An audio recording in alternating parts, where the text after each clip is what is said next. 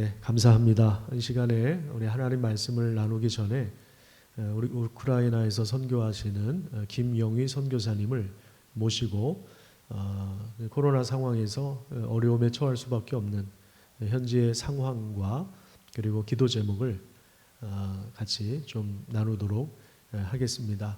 선교사님의 말씀을 들으면서 각 가정에서 개인적으로 기도하는 그런 시간을 가지셨으면 좋겠습니다. 네.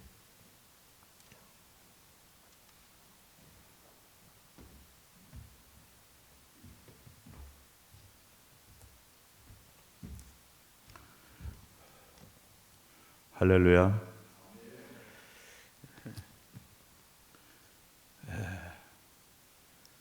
힘드시죠? 뭐 세계가 이 코로나라고 하는 괴물 때문에 세계가 지금 떠들썩하고 있는 것은 누구도 부인할 수 없는 그런 입장인 것 같습니다.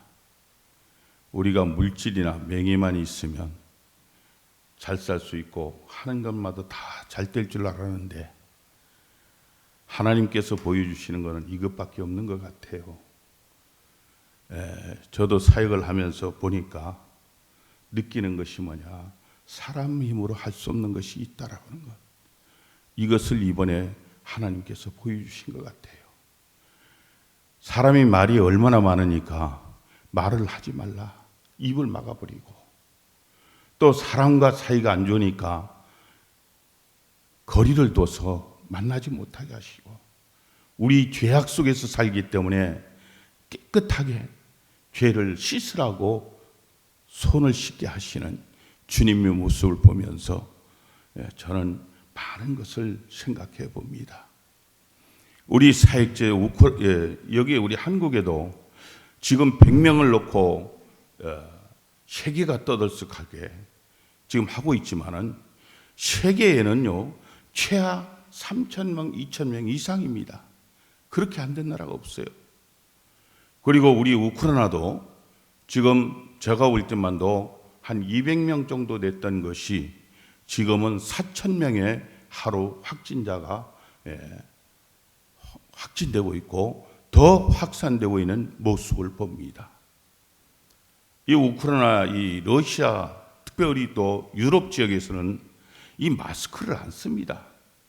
왜냐하면 이 사람들은 자기 권위주의적인 이 민족이다 보니까 이 마스크를 안 씁니다. 안 쓰는 사람이 50% 이상이 됩니다. 그러다 보니까 번질 수밖에 없다라고 하는 것이죠. 그래서 미국도 가만히 보면은 그 사람들이 시족이 영국에서 건너간 분들이 있잖아요. 그러니까 같은 형태를 이루고 있는 것, 그런 것을 많이 느껴봅니다. 그래서 우크라이나에도 지금 우리 근간에 와서 기독교 협의회 회장님이 소천하셨고, 또 대통령 영부인이 걸리셨고, 이런 것들이 저 장관들도 소천하신 분들이 계시고, 또 어제는 우리 선교사님이 한 분이 확정됐습니다.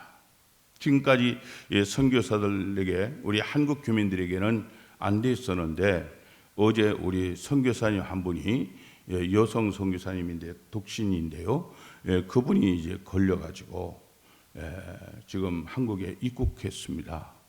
그래서 앞으로 우리 이 우크라이나가 어떻게 존재해야 될지 모르는 그런 입장입니다. 왜냐, 의료 시설이 지금 꽉 차 있다는 것이죠. 그래서 가정에서 이제 자가격리를 하는데 마스크를 안 쓰기 때문에 이 사람이 걸렸는지 안 걸렸는지 점검할 수가 없기 때문에 이 차를 운송하는 것도, 버스를 타고 다니는 것도 우려스럽다는 것이죠. 그래서 우리 우크라이나에 우리 교회도 차량이 없습니다. 그래서 이번에 저희들 기도하는 중에 1년간 기도했습니다. 저희들은 교회가 리레이식으로 하루도 빼지 말고 기도하자, 그렇게 해가지고 리레이식으로 매일 하루도 빠짐없이 기도하고 있고요. 그러던 중에 여기 와서 이제 구인성을 이제 선물 받았습니다. 2019년도 3월에 구입한 차인데 온 그 모든 것을 다 갖춰 있는 그런 차를 이제 받았는데 바꿔보니까 받으만 하면 되는 줄 알았어요. 그런데 운송을 하려니까 여기에 컨테너비라든지 접수비라든지 또 이제 우크라이나에서 관세 이것을 하다 보니까 한 10,000불이 들어가는 입장. 그러다 보니까 선교사에게는 너무나 부담이 된다는 거죠. 그래서 이제 제가 6일 날 이제 출국합니다만은 지금까지는 한 푼 들어온 게 없어요. 그러나 하나님께서 주실 줄을 믿고 하나님 앞에 엎드려 봅니다. 여러분들 기도 많이 부탁하겠습니다. 그래서 그리고 또 이번에 또 우리 당회장님과 또 당회원 여러분들 또 그리고 성도님들이 저희 교회가 매년마다 카렌다를 한 장짜리 2,000불을 내가지고 7만 된 우리 도시가 조그만합니다. 7만 된 도시에서 이제 그것을 매해마다 2,000불을 나눠주고 있습니다. 그들은 카렌다를 살 수 없는 자들이 많습니다. 그래서 우리나라에서는 뭐 카렌다가 흔할지 모르지만 거기는 어려운 입장이라서 그래서 우리 목사님에게 요청을 했습니다. 요청을 하고 보니까 쾌히 또 승낙을 해주시고 그래서 이번에 갖고 갑니다만은 가지고 가서 참 유용하게 사용하겠습니다. 그리고 앞으로 여러분들 기도 많이 부탁하겠습니다. 저는 오니까 여기 오면요 친정집에 온 그런 기분이 듭니다. 우리 목사님이 얼마나 따뜻하게 대해주시는지 그리고 우리 장로님들 너무 따뜻하게 대해주셔가지고 항상 몸둘 바를 모르고 또 내 집에 온 건 뭐냐 그런 느낌을 듭니다. 그래서 앞으로도 더욱더욱 사랑해 주시고 여러분들 한번 좀 우리 목사님한테 자주 말씀을 드립니다만은 우크라이나에 한번 오시길 바랍니다. 그래서 저희 사역지도 한번 보시고 그래가지고 함께 교제를 나눌 수 있는 그런 시간이 되기를 부탁드립니다.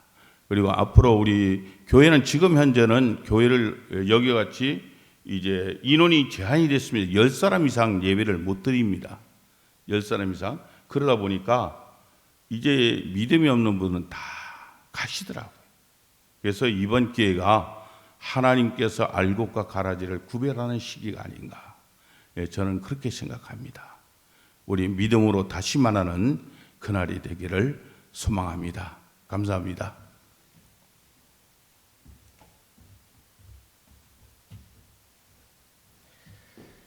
네, 우리 선교사님 직접 이렇게 만나지는 못하지만 가정에서 화면을 통해서 같이 말씀을 들었는데요.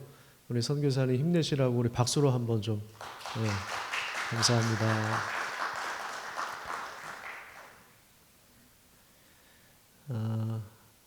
아까 이제 올라오기 전에 잠깐 말씀을 들어보니까 우크라이나의 의료진들 80%가 감염이 됐다고 합니다. 이미.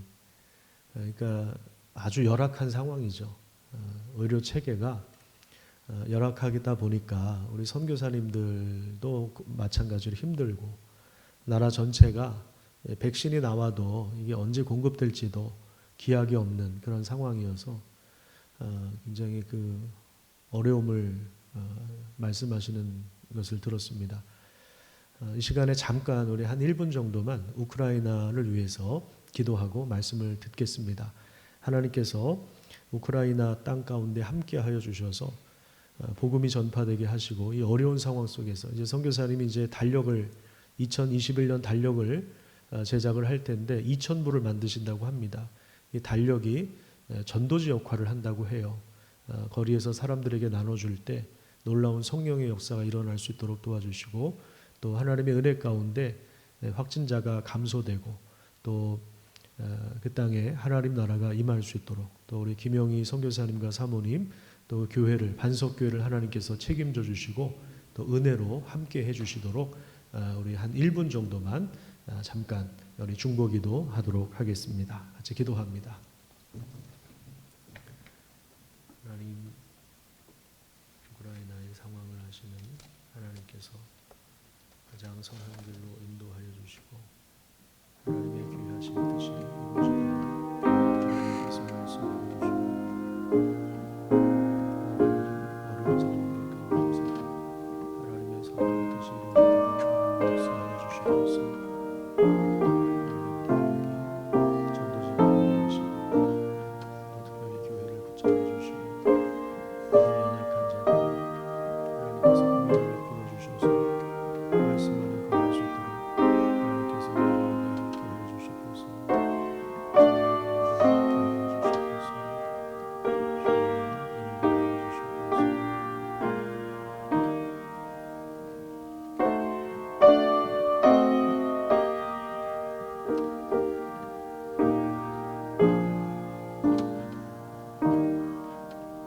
하나님 감사합니다.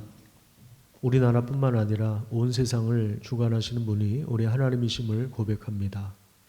척박한 곳에서 복음을 나누며 하나님의 사랑을 전파하는 우리 반석교회와 또 우리 김영희 선교사님 또 사모님 능력의 오른손으로 붙잡아 주셔서 건강하게 맡겨진 일들 감당할 때 하나님께서 함께 해주시고 그곳 가운데 성령의 역사가 풍성하게 드러나도록 인도하여 주시옵소서.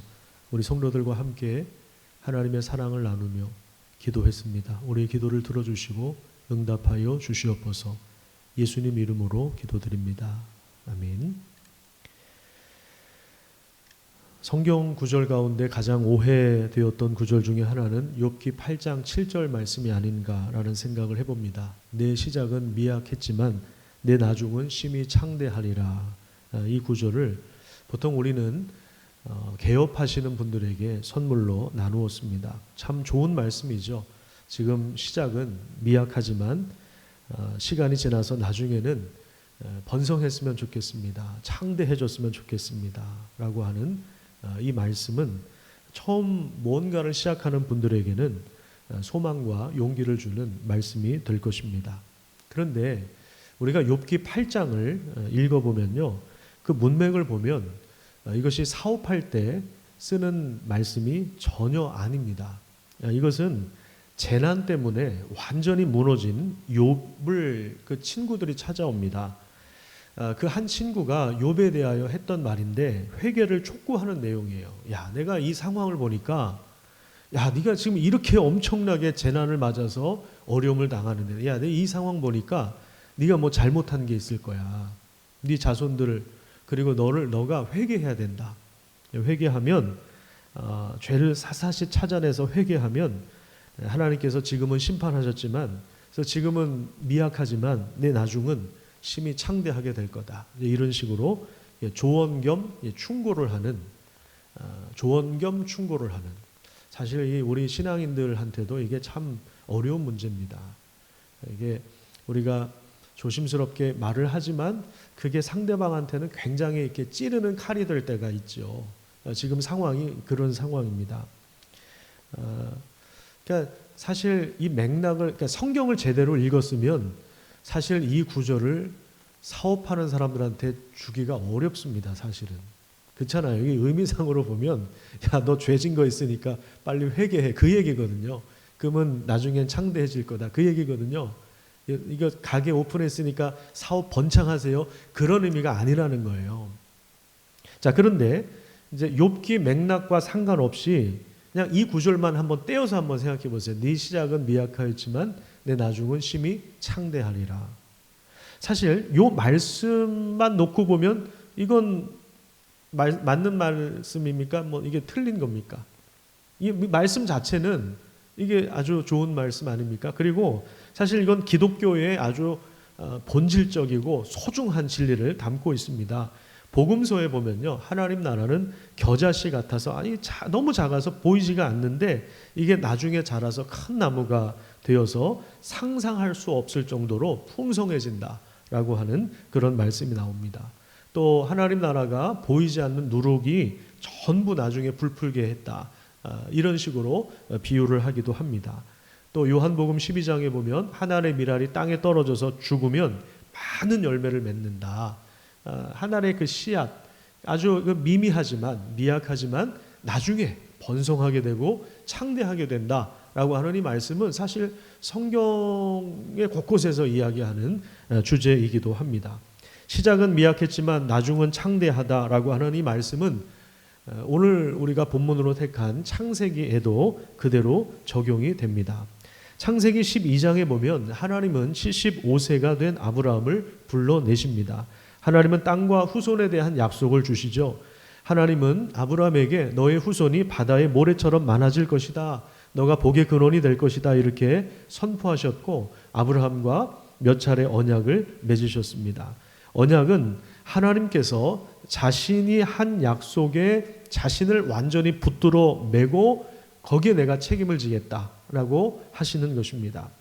그래서 아브라함에게 그 언약의 말씀이 주어졌고 또 이삭을 통해서 야곱을 통해서 그 말씀이 계속해서 이어져 가는 모습들을 우리가 보게 되는데, 자, 그런데 참 재밌는 게 하나 있어요. 이게 뭐냐면 아브라함과 이삭과 야곱의 부인들의 공통적인 특징이 뭔지 아십니까? 바로 불임 여성이었다라고 하는 것입니다. 그런데 하나님께서 이 여성들의 태의 문을 열어주셨어요. 그래서 아브라함의 아들 이삭, 그 다음에 이삭의 아들 야곱의 때에는 그 가족이 70명으로 불어납니다.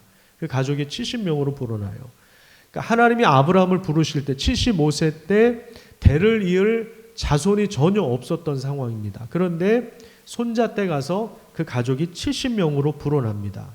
그리고 요즘에 우리가 이제 요셉 이야기를 계속 살펴봤는데, 이 기근 때에도, 엄청난 기근이 왔을 때에도 하나님이 생명을 이어가게 하시죠. 요셉을 먼저 애굽으로 보내셔서 물론 많은 고난과 어려움을 겪었지만 이런 과정을 통해서 하나님은 당시 제국이었던 애굽 땅으로 이스라엘 그 가족들 70명의 숫자가 애굽 땅으로 들어가게 하시고요. 그 땅에서 그 수가 계속해서 번성하게 하십니다. 자, 우리 출애굽기 1장 7절 말씀을 한번 보겠습니다. 오늘 본문 말씀에서 한 장만 뒤로 넘기면 출애굽기 1장 7절 말씀 우리 한번 읽어보도록 하겠습니다. 이스라엘 자손은 생육하고 불어나 번성하고 매우 강하여 온 땅에 가득하게 되었더라. 430년 동안 애굽이라고 하는 거대한 제국 땅에서 하나님은 백성들의 숫자를 불어나게 하셨습니다. 그러니까 지금 창세기 50장에서 이 출애굽기 1장의 그 시간 차이는 약 한 400년 이상, 430년 정도 차이가 나는 것입니다. 기근이라고 하는 위협을 넘어서 하나님은 자신의 일들을 한치의 오차 없이 진행하고 계시는 것입니다. 요셉이 팔려가고 또 보디발 집에 들어가고 억울하게 감옥에 들어갔지만 이 모든 것은 하나님의 큰 그림 안에 있었던 것입니다. 하나님이 아브라함을 불러서 처음 말씀을 주실 때의 상황을 한번 살펴보십시오. 창세기 12장의 그 상황과 지금 출애굽기 1장 7절 말씀을 비교하면요, 시작은 미약했지만 나중은 심히 창대해질 것이다 라고 하는 이 말씀이 그대로 적용되고 있다라는 사실들을 우리가 보게 됩니다. 자, 이런 관점에서 창세기 마지막 부분을 장식하는 48장, 그 다음에 49장, 50장 말씀을 우리가 함께 살펴보도록 하겠습니다. 먼저 48장을 한번 보겠습니다. 48장에 보면 이 무슨 얘기냐면 요셉이 애굽에서 결혼을 하죠. 그 엘리트 귀족 제사장 가문과 결혼을 하는데, 그래서 아들을 둘 낳습니다. 에브라임과 므낫세를 둘을 낳았는데 이 아들을 야곱이 입양하는 절차가 나옵니다. 그래서 얘네 두 아들은 내 아들이다 라고 하면서 야곱의 그 아들들과 동급으로 세우는 거예요. 동급으로 세웁니다. 그래서 이스라엘 12지파가 이렇게 형성되는 거예요. 이 두 아들이 포함이 됩니다. 나중에 레위 지파는 이제 성전을 섬기기 때문에 레위 지파는 빠지고 12지파가 되는 것이죠. 16절을 한번 보시죠. 16절에 보면 둘째 아들 에브라임에게 복을 선포합니다. 나를 모든 환난에서 건지신 여호와의 사자께서 이 아이에게 복을 주시며 이들로 내 이름과 내 조상 아브라함과 이삭의 이름으로 칭하게 하시오며 이들이 세상에서 번식되게 하시기를 원합니다. 이렇게 축복을 하는데, 실제로 에브라임은 나중에 이스라엘 나라가 둘로 쪼개졌을 때 북이스라엘의 중심 역할을 합니다. 남쪽에서는 유다 지파가 중심 역할을 하고 북쪽에서는 이 에브라임 지파가 중심 역할을 하는 것입니다. 그래서 야곱이 요셉의 아들을 입양해서 하나님이 주신 약속의 말씀을 계속 이어가게 하신다는 것을 보게 됩니다. 자, 그리고 나서 이 입양 절차를 끝내고 그 두 아들을 먼저 축복한 다음에 그 다음에 자기 아들들을 불러요. 그게 이제 오늘 본문에 나옵니다. 49장 자 1절과 2절을 한번 볼까요? 거기 보면 야곱이 그 아들들을 불러 이르되 너희는 모이라. 너희가 후일에 당할 일을 내가 너희에게 이르리라. 너희는 모여 들으라. 야곱의 아들들아 너희 아버지 이스라엘에게 들을지어다. 자, 이렇게 공개적으로 모아놓고 그렇게 축복을 합니다. 야곱의 아버지 이삭은 그렇지 않았잖아요. 비공개로 자기가 좋아하는 음식을 먹고 축복하려고 했는데 야곱은 공개적으로 다 모이게 합니다. 자, 여기서 이제 우리가 주목해야 될 단어는 뭐냐면 후일에 당할 일이다. 1절에 나오는 후일에 당할 일이다라고 하는 것입니다. 48장과 49장에 나오는 이 야곱의 축복은 죽기 전에 사랑하는 자식들 모아놓고 덕담해주고 좋은 말 해주는 어떤 그런 단순한 유언이 아니라 하나님이 주시는 계시의 말씀이었다라고 하는 것이죠. 야곱이 죽기 전에 하나님이 자신에게 주신 그 말씀, 그것을 자녀들에게 나눠줘요. 하나님이 부탁하신 말씀, 그걸 이제 신탁이라고 하는데 그 신탁의 말씀을 자식들에게 나눠주는 것입니다. 자, 우리 잠깐 성경을 한번 좀 찾아볼까요? 시편 105편을 한번 보시죠. 시편 105편 15절을 보면 여기 이런 단어가 하나 나옵니다.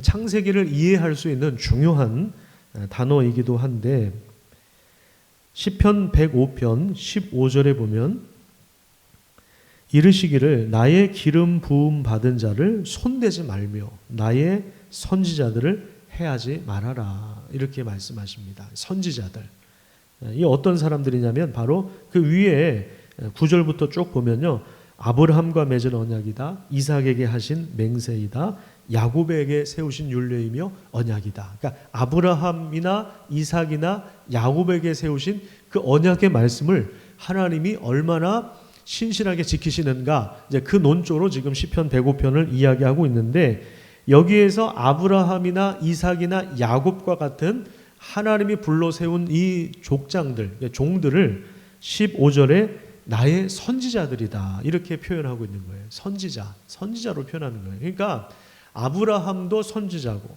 이삭도 선지자 역할을 감당하고 야곱도 선지자 역할을 감당하는 것입니다. 물론 직업적인 선지자는 아니에요. 그런데 이들을 선지자로 한다라고 하는 건 뭐냐면 하나님이 그들을 통해서 하나님의 말씀을 계승하게 한다라는 거예요. 지금도 자녀들을 다 불러서 죽기 전에 하나님이 주신 계시의 말씀을 나눠주고 있는 것이죠. 자, 우리 함께 좀 잠깐씩 살펴보도록 하겠습니다. 우리 야곱의 아들들을 우리가 다 그 내용을 살펴볼 수는 없고요. 우선 3절과 4절을 한번 볼까요? 거기 보면 첫 번째 아들이죠. 루벤에 대한 말씀이 나옵니다. 그는 장자입니다. 태어날 때부터 장자라고 하는 이 지위와 능력을 가졌습니다. 하지만 그는 아버지의 첫 빌하와 성관계를 맺었습니다. 자, 이 사건을 언급하면서 4절에 보면 물의 끓음 같았다, 물이 끓는 것 같았다, 이렇게 표현하고 있는데, 이건 무슨 말이냐면 불안정한 물과 같아서, 끓는 물이 막 요동치잖아요. 그런 것처럼 불안정한 물과 같다라고 하는 것을 의미합니다. 그는 자신의 정욕을 잘못 다스리는 이 불안정한 삶을 살았다 하는 것이죠. 결국 장자권의 지위를 상실하고 그리고 형제들 사이에서도 영향력을 잃어버렸습니다. 우리가 이제 요셉이 이제 팔려나가는 장면, 구덩이에 빠지고 이게 팔려나가는 장면을 보면은 루벤이 지금 전혀 그 역할을 못하고 있구나, 이미 형제들 사이에서도 신뢰를 잃어버렸구나라는 사실들을 우리가 확인할 수 있었죠. 자, 그 다음에 5절부터는 시므온과 레위, 둘째, 셋째 아들 이야기가 나오는데, 자, 이 아들들은 여동생 디나가 창세기 36장에 보면 세겜 족속, 그 세겜 추장에게 강간을 당하는 사건이 나오는데, 그 이후에 이 분노심 때문에 아주 치밀한 계획을 세워서 할례를 받게 해놓고 칼을 폭력의 도구로 사용합니다. 그때 죽인 그 칼이 그 이스라엘 백성들이 할례 언약을 할 때 쓰는 칼이었다. 어떤 학자들은 이렇게도 얘기합니다. 이건 100% 확신할 수 있는 건 아니지만 어쨌든 그게 맞다면 정말 신성한 칼인데, 이 칼을 폭력의 도구로 사용한 것입니다. 잔인하게 그 세겜 족속의 남자들을 다 죽여요. 다 죽이고 거기다가 소의 힘줄까지 다 끊어 놓아서 야만성의 극치를 드러냈습니다. 혈기와 분노를 다스리지 못한 그들은 나누어질 것이다, 연합하지 못할 것이다, 그리고 흩어질 것이다. 야곱이 이렇게 저주를 2번이나 선언하고 있습니다. 자, 한번 보세요. 이게 지금 유언이라고 할 수 있습니까? 이게 덕담이라고 할 수 있습니까? 이게 축복의 말씀이라고 할 수 있습니까? 이 장면만 놓고 보면요, 루벤도 그렇고 시므온도 그렇고 레위도 그렇고 축복을 받은 게 아니라 저주를 받은 거죠. 여기 저주라는 단어가 아예 나오잖아요. 저주를 내리셨다. 자, 그런데 놀라운 것은요, 하나님은 이 저주를 통해서 이스라엘 민족을 복되게 하십니다. 불안정한 성적 충동을 가진 루벤의 장자 지위를 박탈하심으로 한심하고 무능한 지도력으로부터 이스라엘 백성들을 구원하십니다. 또한 폭력적이고 잔인한 시므온과 레위를 서로 연합하지 못하게 하시면서 또 그들 후손들을 흩어버리시면서 이 분노와 성급함에서 이스라엘 민족을 구원하시는 것입니다. 자, 반면 네 번째 유다는 굉장히 이기적인 사람이에요. 그리고 계산적인 사람입니다. 굉장히 이기적인 사람, 굉장히 계산적인 사람. 여러분 혹시 여러분 주변 사람들 중에도 그런 사람이 있지 않습니까? 이렇게 대화를 해보면 머리 굴러가는 소리가 들리는 사람이 있잖아요. 막 계산적이고 이기적이고 이런 사람이 있잖아요. 그런 사람이에요, 유다가. 요셉을 구덩이에 넣고 죽이는 것에 대해서 야, 죽구나, 그러면 우리한테 아무런 이득이 없잖아. 그러니까 이걸 계산하고 마침 애굽으로 가는 상인들을 보는 순간 돈 받고 팔아넘길 생각을 즉흥적으로 했던 사람이에요. 이거 아무나 이런 생각 못 하거든요. 유다가 이런 사람이었습니다. 그리고 38장에도 아주 보면은 굉장히 이기적이에요. 자기 자녀들한테 또 며느리한테 하는 거 보면 굉장히 이기적인 사람이에요. 그런데 이 유다라고 하는 사람이 나중에 이제 총리가 된 요셉을 만나면서 자기 동생인지 모르고 총리 앞에서 그가 여러 가지를 이제 발언을 하는데 동생들과 아버지를 생각하는 마음으로 희생하는 리더십을 보여주었습니다. 그래서 결국에 이제 참다가 요셉이 나중에 이제 참지 못하고 눈물을 터뜨리죠. 내가 요셉입니다. 변화된 형들의 모습을 본 거예요.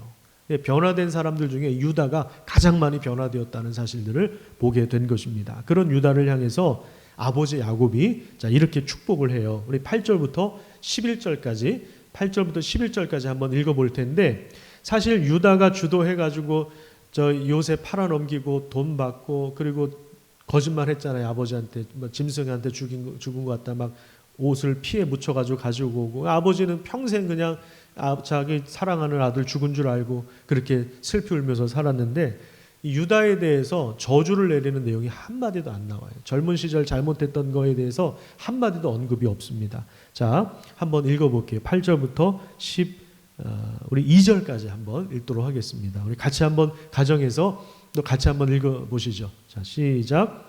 유다야, 너는 내 형제의 찬송이 될지라. 내 손이 내 원수의 목을 잡을 것이요 내 아버지의 아들들이 내 앞에 절하리로다. 유다는 사자 새끼로다. 내 아들아, 너는 움킨 것을 찢고 올라갔도다. 그가 엎드리고 웅크림이 수사자 같고 암사자 같으니 누가 그를 벌할 수 있으랴. 규가 유다를 떠나지 아니하며 통치자의 지팡이가 그 발 사이에서 떠나지 아니하기를 실로가 오시기까지 이르리니 그에게 모든 백성이 복종하리로다. 그의 나귀를 포도나무에 매며 그의 암나귀 새끼를 아름다운 포도나무에 맬 것이며 또 그 옷을 포도주에 빨며 그의 복장을 포도즙에 빨리로다. 그의 눈은 포도주로 인하여 붉겠고 그의 이는 우유로 말미암아 희리로다. 자, 8절에 원수의 목을 잡는다라는 표현이 나오는데 이건 이제 정복을 상징하는 것입니다. 정복. 그 다음에 사자처럼 위엄과 명예와 힘이 넘칠 것이라 이렇게 이야기하고, 그 다음에 10절에 규라고 하는 단어가 나오죠. 규라고 하는 단어는 왕권을 상징하는 단어예요. 앞으로 유다 지파를 통해서 다윗이 등장하고 계속해서 왕들이 나오며 그 후손을 통해서 메시아가 오실 것을 말씀하고 있고, 또 11절에 보면 포도나무가 나오는데 다산과 풍요로움과 평화와 기쁨을 상징하는 단어입니다. 그러니까 여기 보면 아까 말씀드린 대로 야곱은 유다가 젊은 시절 요셉 팔아넘기고 자신한테 거짓말한 행동에 대해서 그 어떤 언급도 하지 않고 이 강력한 힘으로 통치하는 왕권과 능력에 대한 축복을 했습니다. 자, 이게 뭐냐면 이게 지금 야곱이 하고 싶어서 하는 게 아니에요. 하고 싶어서 어떤 자녀들한테는 저주를 내리고 어떤 사람들한테는 이런 복을 내리고 이런 게 아니라고요. 아까 말씀드린 것처럼 하나님이 주신 말씀을 그대로 선포하는 것입니다. 하나님이 가인 대신에 아벨을 선택하신 것, 하나님이 에서 대신에 야곱을 선택하신 것. 하나님이 루벤이나 시므온이나 레위나 이런 사람들의 지위를 강등시키고 영향력을 흩어버리는 동시에 유다를, 넷째 유다를 통해서 왕들이 나오게 하시고 또 그 후손을 통해서 메시아를 보내서 구원의 역사를 일으키는 이런 모든 일들은 하나님만이 온 우주의 주인이심을 보여주는 거예요. 하나님만이 온 우주의 주인이심을 보여주고 있는 거예요. 창세기가 바로 그거 아닙니까? 창세기 1장 1절이 뭡니까? 태초에 하나님이 천지를 창조하시니라 선포하고 있어요. 그 과정을 설명하신 것이 아니에요. 하나님이 그냥 선언하십니다. 이게 뭡니까? 세상의 주인이 하나님이시다라는 거예요. 그래서 1장 2장을 통해서 하나님이 시간을 만드시고 공간을 만드셨는데 시간과 공간 이게 뭡니까? 이게 역사죠. 역사의 주인이 하나님이시다라고 하는 것을 보여주고 있는 것입니다. 지금 야곱을 통해서 전해지는 이 말씀도 결국에는 이 말씀을 통해서 하나님이 야곱의 12아들을 통해서 이스라엘의 민족을 형성하시는 그 씨앗이 되는 거예요. 이 말씀이. 민족을 형성해 나가시는 거죠.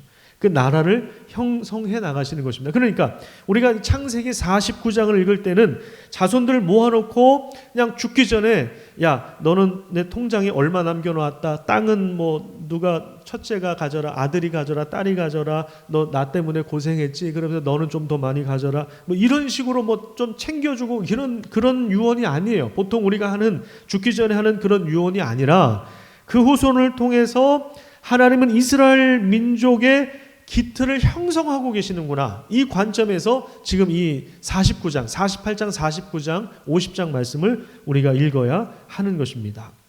그 뒤에 보면 이제 뭐 스불론에 대해서도 나오고 쭉 나오죠. 어떤 후손은 경계에 거주하게끔 이렇게 예언의 말씀을 준 아들도 있고요. 또 어떤 후손은 뭐 많은 군사력을 확보해서 유다 지파에 나중에 이제 병력을 지원하는 그런 후손도 있고, 어떤 후손은 이제 노동력을 많이 투입하는 데도 있고, 또 어떤 지파는 또 작은 지파이지만 원수들에 대하여 습격하는 그런 지파가 나오기도 하고, 그 단 지파가 그런 지파입니다.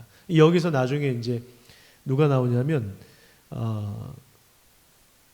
삼손이 나오는 거예요. 삼손. 블레셋을 습격할 때 삼손을 하나님이 들어서 사용하시는 거예요. 어떤 지파는 싸우는 전사가 되기도 하고, 어떤 지파는 성전 문지기가 되어서 성전에서 수종되는 역할을 하기도 합니다. 이게 지금 다 49장에서 선포한 이 야곱을 통해서 전해주신 그 말씀이 실제로 구약 역사에서 그대로 이어지고 있는 모습을 보게 되는 것이죠. 자, 여기까지 한번 정리를 해보도록 하겠습니다. 야곱을 통해서 하나님은 이스라엘 민족의 가까운 미래와 먼 미래의 일들을 말씀해 주시는 것입니다. 어떤 후손들은 땅의 경계가 되어주고, 어떤 후손들은 통치를 감당하고, 어떤 후손들은 공급하는 일을 감당하고, 어떤 후손들은 원수들로부터 민족을 보호하는 역할을 하고, 그러니까 서로 하나님이 허락하신 땅에서 서로 연대하고, 서로 의존하고, 서로 헌신하고, 다스리고, 섬기고, 노동하면서 그 약속의 땅을 일구어 가는 것입니다. 자, 이것을 통해서 우리가 알 수 있는 게 뭐냐? 우리는 하나님 앞에서 각자 도생하는 사람들이 아니다라고 하는 거예요. 하나님으로부터 복을 받아서 잘 먹고 잘 사는 것이 우리 인생의 목적이 아니다라고 하는 것입니다. 우리는 그것을 축복이라고 하지만 사실 야곱의 축복은 전혀 그런 성격이 아닙니다. 야곱의 축복을 통해서 우리는 하나님이 공동체를 세우고 계시는구나, 이스라엘 나라를, 민족을 형성해 나가고 계시는구나 라는 사실들을 보게 되는 것입니다. 어느 후손도 어느 지파도 단독적으로 서는 것이 아닙니다. 서로 연대하고 하나님이 주신 그 분량대로, 그 후손의 분량대로, 그 믿음의 분량대로 서로 연대하고 연합하고 섬기고 노동하고 싸우고 방어하고 보호하면서 함께 하나님이 주신 땅에서 번성하고 충만해져 가고 있는 것입니다. 하나님이 아브라함에게 주신 말씀 마치 씨앗과 같았습니다. 처음에는 미약했습니다. 하지만 그를 통해서 열방을 축복하는 자로 세울 것을 약속해 주셨는데, 여러분 이게 100세나 돼서 100세에 겨우 자식 한 명 낳았습니다. 100세에 이삭 한 명 낳았습니다. 그러면 이게 뭘 의미하냐면 100세에 아들을 낳았다라고 하는 것은 히브리서 11장 12절에 보면 이런 말씀이 나와요. 죽은 자와 방불한 한 사람으로 말미암아. 옛날 성경에는 죽은 자와 방불한 한 성. 우리 한번 좀 찾아볼까요? 히브리서 11장 12절입니다. 여러분 집에서 성경을 꼭 한번 좀 찾아보시기 바랍니다. 히브리서 11장 12절 말씀. 하나님, 지금 우리 성경을 찾는 성도들 치매 걸리지 않도록 붙잡아 주십시오. 이 심정이에요. 여러분들을 향한 심정. 성경 찾는 분들 손가락 움직이고, 자, 성경을 열심히 찾고 읽고 듣는 분들 치매 걸리지 마시기를 축복합니다.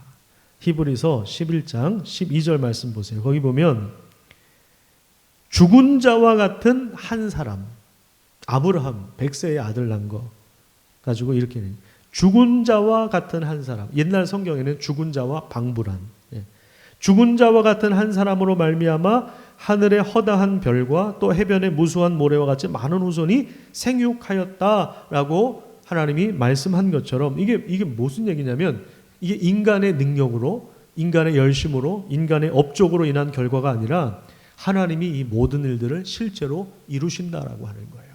하나님이 주신 약속의 말씀을 실제로 이루신다라는 거예요. 어떤 사람을 통해서? 믿음으로 받아들이는 사람들을 통해서. 그러니까 아브라함이 믿음의 조상인 거죠. 믿음이라고 하는 것은 내가 믿고 싶은 걸 믿는 게 아니에요. 하나님 주실 줄 믿습니다. 그게 믿음이 아니라고요. 주시옵소서. 그게 믿음이 아니라고요. 믿음은 하나님이 우리에게 주신 약속의 말씀을 받아들이는 거예요. 이게 믿음이에요. 내가 원하는 것을 주십시오. 그건 종교죠. 그건 종교예요. 종교. 하나님 아닌 다른 신들한테도 비는 내용이 다 그런 거 아닙니까? 그게 아니라 우리 기독교는 하나님이 약속하신 그 말씀이 뭐냐? 그게 성경에 나와 있잖아요. 하나님이 언약하신 그 말씀이 뭐냐? 그거를 읽고 그걸 받아들이는 거예요. 그게 믿음이에요. 그게 믿음이라고요. 받아들였으면 받아들인 자답게 살아가는 거죠.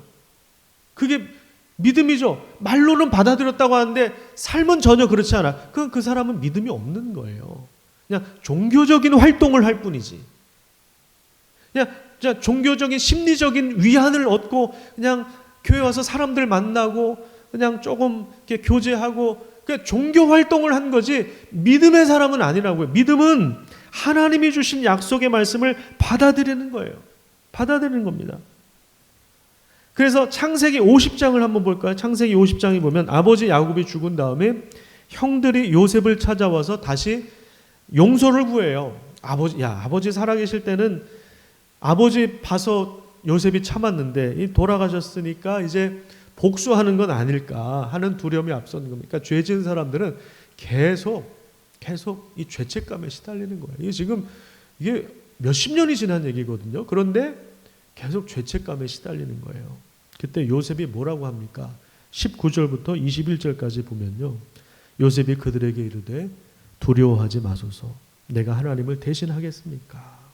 내가 하나님을 대신하겠습니까?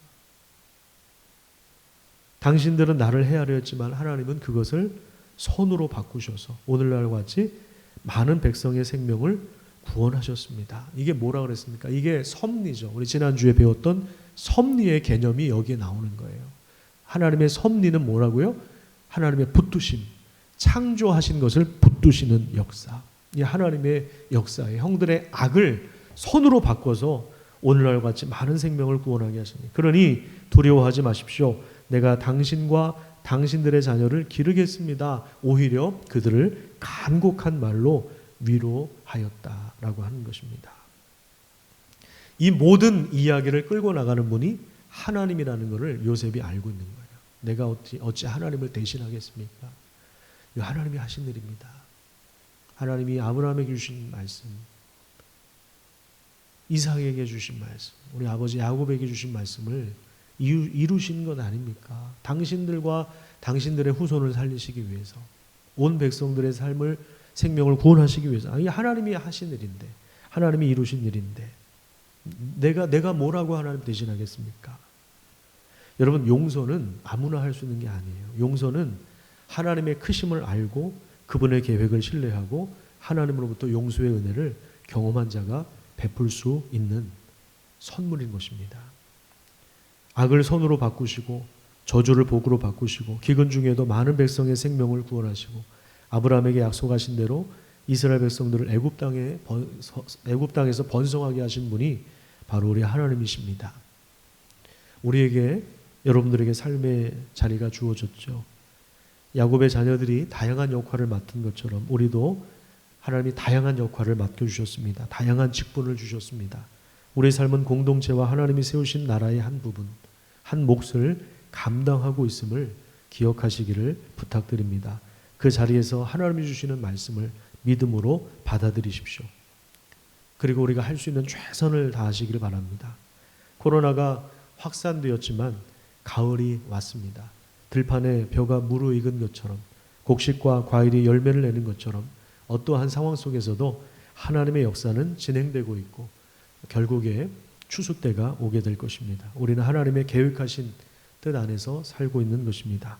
말씀은 하나님의 씨앗이라고 할 수 있습니다. 아주 작은 것처럼 보여도 하나님은 믿음으로 순종하며 심고 나누고 그리고 그대로 사랑하며 사람들에게 은혜를 베풀어 주시고 그런 사람들을 통해서 하나님의 영광을 받으시는 거예요. 그래서 우리의 삶은 하나님의 손 안에 있습니다.